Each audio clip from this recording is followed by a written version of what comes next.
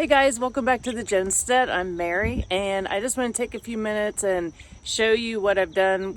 I put the baby chicks out yesterday, and they made it through their first night. And I just kind of wanted to show you how they're looking at this point. And let's see here. And they'll be 3 weeks old on Saturday. Say hi to everybody.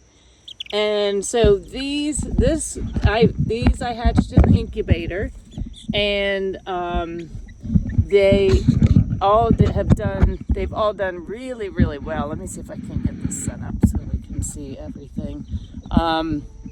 They've all done really well, and so we've got, let's see here, let me introduce who we have. We have Earth. This is Earth. And that is, where's Wind? Earth and Wind. And then we have over here, that's Fire. And then we have Firecracker. And then down here under the little coop, that's Justice. So, and it's funny because when I've bought chicks at Tractor Supply, I don't really, after a while when they get older, you can't really, it's hard to tell them apart, like some of my older ones. But these guys, since you see them hatch, and you see them right from the beginning, woo, there you go. As they get older, sometimes it's harder to tell the difference between some of them.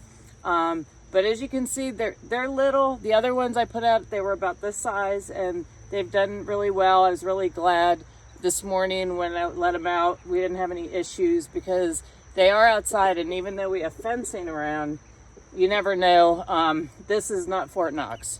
So do we know if there's gold in Fort Knox yet? I don't know about that. But anyway, I know there's not gold in here, but there are chicks. And so these guys, everyone's doing really well. They're healthy. They get starter food. They poop on everything, and they knock everything over. But the biggest thing with them is really just to make sure that they have plenty of water all the time. And, they're always pecking around. And there's Bo. Bo's the chick watcher, aren't you, Bo? He's waiting for one of them to jump into his mouth. But, so that's where they are. And I have them, the big coop is behind me, the fenced in area. And this is a system that's been successful.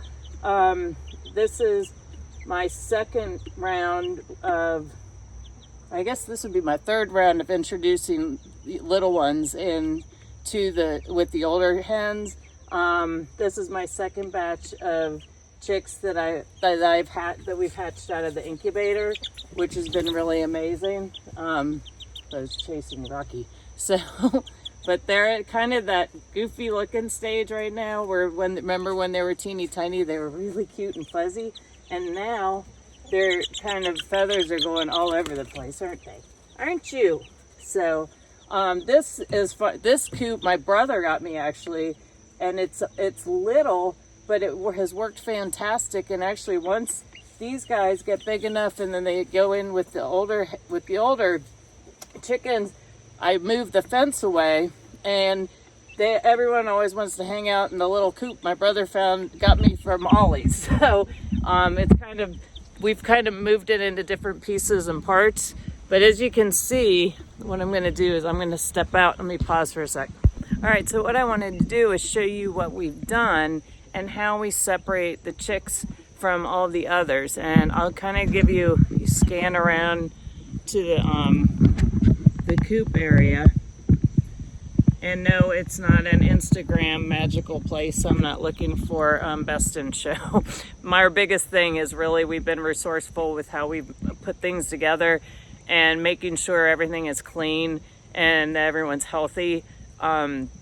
Maybe I'll get some fancy curtains for the big coop one of these days. But it is a lot of work. It's always cleanup time, always cleaning the water, and make sure they have their scratch, get the food out, and don't overfeed them. And obviously, since we're outside, I don't want a lot of food all laying around on the ground at night, especially because then it attracts rodents, which you don't want around your house anyway. And if you look at our fencing over here, they can certainly get in through that. But so here, there, see how they're separated off? And that's the duck house over there. And then eventually they'll start hopping the fence. But it's just a matter of kind of wait and see when I'm ready to introduce them. When they're out like this, it allows the other chickens to get used to them being around, and which makes a big difference. You don't want to just toss little chicks in. Now this one, I hatched him with, I'll try and show you the others. Which one are you? Are you Thunder Lily? That's Thunder Lily. Thunder Lily's about I think you're about 4 months old now, aren't you?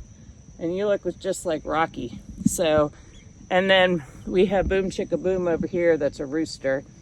And he's a little feisty at times, but Rocky seems to keep him in his place. And let me take you guys around over here and you can see. There's Rocky right there. I call him Rocky Road because the way he acted for a while when he started growing up and being a rooster, it was a rocky road whether or not we were going to be able to keep him because he was creating so much havoc. And then we have over here, these two, the trash pail kids are, that's Easter, and that's Boom Chicka Boom over there. Boom Chicka Boom. And then we have, where's my Bud? We have a white one. I mistook Boom Chicka Boom with Bud. So there's Bud. And then this is Little Sunrise. She was the first one. She was the first one that hatched. And she's actually the sweetest out of all of them. But you're not, are you? So you kind of have to watch them at this age because they go through, I call it the teenage rebellious years, and they can be a little feisty if you don't make sure that they're used to you being around and being nice to them. And then sometimes you just kind of have to show them who the boss is. Isn't that right? So, but see, there are the babies over here, and they're doing really well, just hanging out. This is actually a great temperature to have them out. It's because it was so hot in July. I'm glad they weren't.